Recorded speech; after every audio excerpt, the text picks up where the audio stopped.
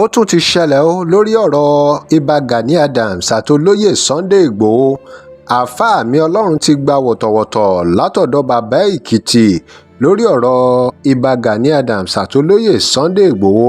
fọ́nrán kan mà ní bàbá Ekiti wò níbi tí wọ́n ti rí Sheik àmì ọlọ́run tó ti ń sọ̀rọ̀ níbi lecture kan tí wọ́n invite ẹ̀ sí ní bàbá Ekiti wá jáde ò wípé gbogbo ọ̀rọ̀ tí àáfàá yìí sọ ó ní bó ṣe jẹ́, pàápàá bó ṣe jẹ́ pé ọ̀rọ̀ yẹn ó dàbí pé kò fi taratara sọ́pọ́ọ̀tì olóyè Sunday Igboho. nǹkan tí bàbá Èkìtì wá ń sọ sí ni pé ṣé bọ́ bá ń bàyàn lórúkọ jẹ́ ṣó wá yẹ kólú ẹ̀ máa wòran ni àbí báwo ló ṣe yẹ kó rí? àwọn ọ̀rọ̀ wo ni àmì ọlọ́run sọ tó wá fà á táwọn OPC fi ń pàtẹ́wọ́ tínú wọn ń dùn tó wá jẹ́ pé bàbá Èkìtì ń bínú tí bàbá Èkìtì fi sọ jáde pé àwọn wà disappointed? kí ni àáfàá mi ọlọ́run sọ tó fà á tí bàbá Èkìtì fi ń béèrè àwọn ìbéèrè kan tó lágbára, pàápàá lórí ọ̀rọ̀ ìbanilórúkọ jẹ́, pàápàá nítorí gbogbo àwọn ọ̀rọ̀ tó ti ń lọ láàárín àwọn ọmọ ẹ̀yìn Gani Adams àti olóyè Sunday Igboho ṣá? ṣé àmì ọlọ́run fẹ́ kí Igboho dákẹ́ fún ẹni tó bá ń bà á lórúkọ jẹ́? àwọn ìbéèrè yìí mà ní bàbá Èkìtì ń béèrè o. ọ̀rọ̀ yìí dùn bàbá Èkìtì débi pé wọ́n ní láti tú àwọn àṣírí kan nípa àáfàá àmì ọlọ́run àti Ìbà Gani Adams. ẹ̀yin náà wá gbọ́.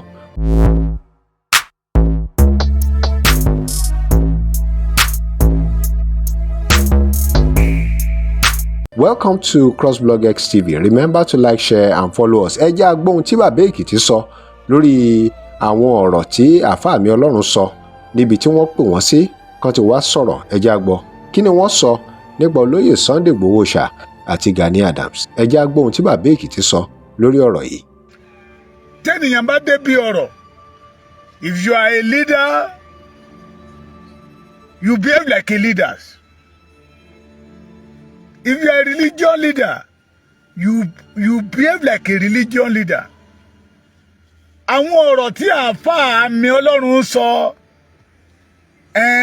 tí àwọn OPC ń pàtẹ́wọ́, ọ̀rọ̀ tí ò ní sẹ́ǹsì ni, ọ̀rọ̀ tí ò mọ́gbọ́n wá, ọ̀rọ̀ tí ò yẹ ká bá lẹ́nu àáfàá tó ní ìmọ̀, ọ̀rọ̀ tí ò yẹ ká bá lẹ́nu ẹni tó gbé ọ̀rọ̀ ọlọ́run dání, kí wọ́n bà á lórúkọ jẹ́. ìbéèrè tí bàbá Èkìtì ń béèrè rẹ o. ọlọ́run. Number one, I want to ask a question pọ̀ tó yẹ kí n béèrè lọ́wọ́ àáfàá Sheik àmì ọlọ́run. èmi jẹ́ kan nínú àwọn tó ń follow ẹ̀. I'm not a Muslim but I love him. òun ló máa gbà mí láàyè láti béèrè ìbéèrè tí mo fẹ́ béèrè pé àáfàá àmì ọlọ́run, ǹjẹ́ ìwọlé ìgbà kan bá ẹ lórúkọ jẹ́ kó dẹ̀ dákẹ́?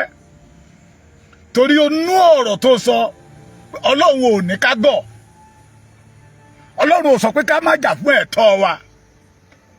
kí ènìyàn tó dá sí ọ̀rọ̀, we are all Yorubas. wàá wo the genesis of the matter títí ó fi dé Exodus, títí ó fi dé Revelation. wàá wo ìbẹ̀rẹ̀, àárín ọ̀rọ̀ àti òpin ọ̀rọ̀. so kí Sunday Igboho wá dákẹ́? ìwọ tó sọ wípé ṣoṣo méjì ò gbẹdọ̀ fojú kóra wọn, ṣé Sunday Igboho sọ fún yín pé òun bá Gani Adams jà? àbí wọ́n ti plé ẹ̀ fún yín níbi tí Sunday Igboho ti jáde síta tó ń sọ̀rọ̀ àlùfàǹṣà sí Gani Adams?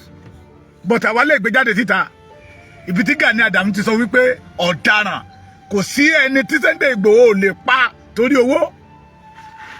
àmì ọlọ́run, you disappoint me. Not only me, you disappoint majority of Yoruba people. lóòótọ́ Gani Adams lè pè yín sí lecture but kì í ṣe ń tẹ́ pè yín fún lẹ́ ń sọ. you may be praising Gani in other way torí owó tẹ́ fẹ́ gbà lọ́wọ́ wọn. àwa mọ̀ yín torí owó tẹ́ fẹ́ gbà. you may be praising Gani but ó yẹ kó búkìwọ́ náà kó wú ọ̀rọ̀ yẹn lọ síwájú, kó wú lọ sẹ́yìn wípé ṣé mo lè gbà orúkọ tí mo ti ń build àmì ọlọ́run, àáfàá àmì ọlọ́run tó ń pè ní London, tó ń pè ní Amẹ́ríkà, tó ń pè ní Canada, káàkiri àgbáyé, tó ń gbọ́ káàkiri gbogbo ilẹ̀ Yorùbá. kí ènìyàn kan wá dìdì kó wá bẹ̀rẹ̀ sí ń borúkọ yẹn jẹ́ pé ẹ̀gbọ́n tí a rí ni orí mẹ́ta màlá bá lọ́wọ́ àfa àmì Ọlọ́run tí fi fún ọṣẹ fún èèyàn. Ìbéèrè tí bàbá Èkìtì ń béèrè rẹ o. tí àfa àmì Ọlọ́run ò dẹ̀ gbé orí dání. Òkú èèyàn mẹ́ta la àfa àmì Ọlọ́run tó ṣiṣẹ́ yìí ilé ẹ̀ tí àfa àmì Ọlọ́run ò dẹ̀ ṣe bẹ́ẹ̀. Tí ò mọ kankan kọjá kéwú àti àdúrà lọ. Kí àmì Ọlọ́run wá gbọ́rú ìyẹ̀kẹ́ wá dákẹ́. I know you this Muslim. Ẹ̀yin lẹ́mọ̀ bó ṣe ń gbé èèyàn lọ kóòtù jù. Ẹ̀yin Muslim ẹ̀ ń gbà láti pé ẹ fìjà fún Ọlọ́run. Pápápá ó bà mí lórúkọ jẹ́ ẹ fún lórúkọ defamation of character ẹ gbé Olúwa ẹ lọ kóòtù ni.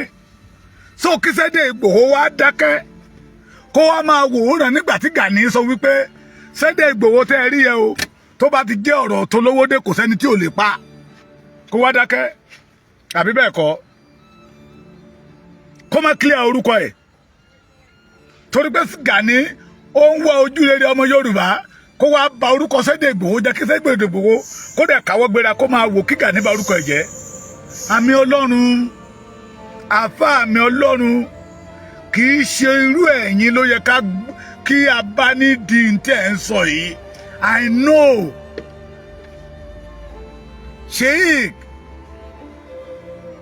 Buhari ọmọ Musa will not say something like that kò ní sọrú ẹ̀ àwọn àfa kọ̀ọ̀kan tá a mọ̀ torí wọ́n á wádìí ọ̀rọ̀ wọ́n á ní sọ pé torí pé àwọn fẹ́ràn Gani wọ́n á ní sọ pé torí pé àwọn fẹ́ràn Sunday Igboho wọ́n á wò pé ṣé èmi náà lè gbàrú ẹ̀ orúkọ tí mo ti ń build látijọ́ yìí kéènìyàn kan dèdè wá ló wọ́ lọ́sọ̀ gangan kó wá ní pé apààyàn ni o kó dẹ̀ dákẹ́ kó máa wòran àfa àmì Ọlọ́run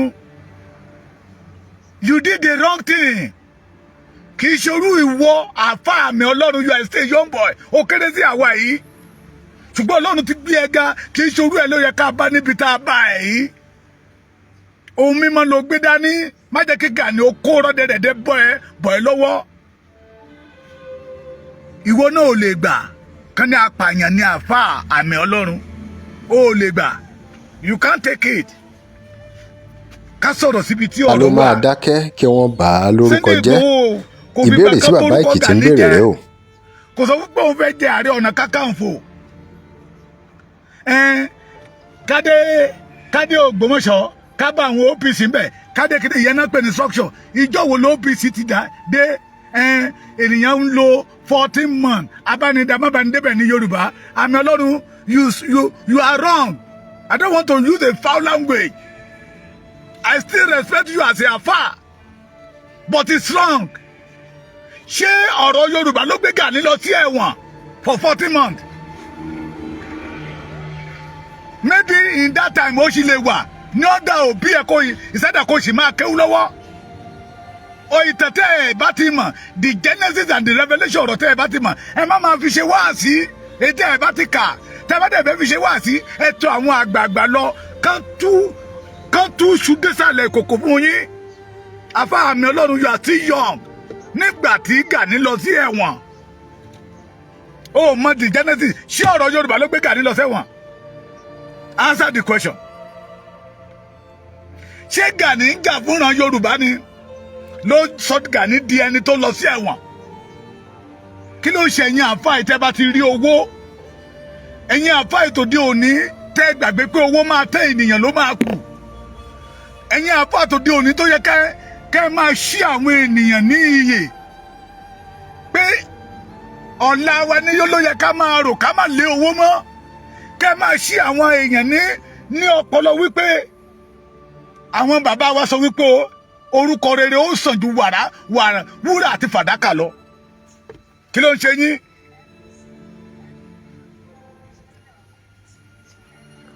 òun pèsè Gani ìyẹn náà ń ṣọwọ́ báyìí níbi tó jókòó sí wèrè mùmú ṣé Gani lè gbà kán borúkọ ẹ̀ jẹ́ apààyàn tó ń pè èèyàn lápààyàn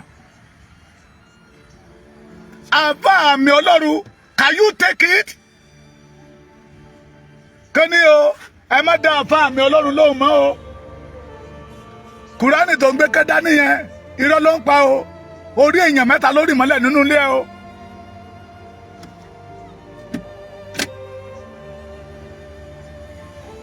ta ló máa dákẹ́ kí wọ́n bà á Ó ní ènìyàn lórúkọ mẹ́ta jẹ́? lórí ìmọ́lẹ̀ ńlẹ́ o. Ìbéèrè tí Ògo ènìyàn bàbá mẹ́ta ni Èkìtì ká ń béèrè rèé o. ohun tí àáfàá mi Ọlọ́run ò ṣe ká máa ní ó ṣe. Can you take it? I know you. Ẹ̀yin tẹ́ pera yín ní àwọn àáfàá yìí, ẹ̀yin ṣèyí kì í pápápá ti gba kóòtù lọ. Ó bà mí lórúkọ jẹ́, ó bà mí lórúkọ jẹ́. Can you take it? Kan pe Sunday ní Igboho ní one of the Tinubu boys tó ń pààyàn kiri kí Sunday Igboho dẹ̀ káwọ́ lera kó máa wòran. Kan ní Sunday Igboho wà lára àwọn tó pa Bọ́lá Ìgè kó káwọ́ lera kó máa wòran. Àfáà mi Ọlọ́run ẹ̀ẹ́dẹ̀ bẹ̀rù Ọlọ́run. Àfáà mi Ọlọ́run ẹ̀ẹ́dẹ̀ bẹ̀rù Ọlọ́run. Kẹ̀sí àṣàgàfúrú láì 2 billion. I love you. God know. Nínú gbogbo ẹ̀yin àfáà tí mo mọ̀, Bàbá Muyideen Bello, Buhari ọmọ Musa, àti ìwọ àmì Ọlọ́run, mi ò lè ṣe kí n má wo fídíò yín èdè. But you disappoint me for that statement tí mo gbọ́ tó ń sọ nínú fídíò yẹn. Òun praise Gani ní ìyó náà dùn. Ask Gani, ṣé ọ̀rọ̀ Yorùbá ló gbé lọ sẹ́wọ̀n for good 40 years? Ṣé ọ̀rọ̀ Yorùbá ló jẹ́ kí Ọbásanjọ́ máa lé kiri tí Michael Okiro fi arrest ẹ̀? He killed Yorùbá against Yorùbá. He did not fight for the freedom of Yorùbá. Níbo ni Sunday Igboho ti tàbùkù ẹ̀ rí? Tó ọmọ alágbàdo òde, ọmọ atapẹ́tẹ́, I know. Òun kí oríkì Sunday Igboho nìyẹn pé he should surrender. Kó tẹ̀kẹ̀ torí abánidání Yorùbá wà ní bánidébẹ̀. You are wrong. Sunday Igboho did not fight Gani. Me too, I did not fight Gani. But we know, all the Yoruba know that Gani did not stand for the Yorubas. Gani is not for Yorubas. He just hijacked OPC. Gani was not the originator, the owner of OPC. He hijacked OPC to enrich himself. Àmì Ọlọ́run tó bá mọ̀ yẹn, òun ló ti ń gbọ́ yẹn. Tí ẹ̀rí ẹ̀ wà ńlẹ̀ rẹpẹtẹ. Ẹ̀rí ẹ̀ tó wà ńlẹ̀ rẹpẹtẹ. Ntẹ́nìyàn ò bá mọ̀ èèyàn ó fi ṣe wá sí o, àmì Ọlọ́run. You still have long way to go. Àmì Ọlọ́run. Ta ló máa dákẹ́ kí wọ́n bà á lórúkọ jẹ́? Ìbéèrè tí bàbá Èkìtì ń béèrè rèé o. About you as a young man. Pé tá bá rí àwọn àfáà báyìí torí nínú gbogbo social media mi tí rí àfáà mi Ọlọ́run kó jáde síta kó máa bú àfáà ẹgbẹ́. You based on what you know. That Islamic, the Quran, teach people the truth. But eléyìí tó sọ níbi Ramadan lecture ní tí Gani pè é sí, you say rubbish. What do you do not know about it? What you do not know about it, you say it. Gani did not fight for Yorubas. Gani did not stand for the Yorubas. Mumbo, hello? Gani did not stand for the Yorubas. That is why I am. Ẹ má bá mi love, ẹ má bá mi like ẹ, ẹ má bá mi love ẹ, ẹ̀yin ìyá mi, ẹ̀yin bàbá mi. Ẹ̀yin ìyá mi, ẹ̀yin bàbá mi, èmi gbàgbọ́ pé kò yé àmì Ọlọ́run ni. Kò mọ Genesis and the revelation of the matter. Bóyá torí pé Gani pè sí Ramadan. Ṣé mọ̀ pé owó náà máa fi pe àwọn àfáà tó bá dẹ̀ ń lọ, wọ́n á náwó fún. Ó sọ níbi kan oníkẹ́jẹ́ kó ń pọ̀ tínú síta ká tó náwó fún. When the Dáúdà àsìkò láyé sọ wípé ohun gbogbo tí Gani Adams sọ nínú ọ́díò yẹ òótọ́ ni. So Sunday Igboho should keep quiet. Kó jẹ́ kó borúkọ òun jẹ́. My question go direct to àmì Ọlọ́run again. Ṣé ìwọ lè gbà ká borúkọ jẹ́ torí èmi máa kú pẹ̀lú alẹ́ pápá pàǹsìn. Drop your comment. Remember to like, share and follow us. Thanks for watching.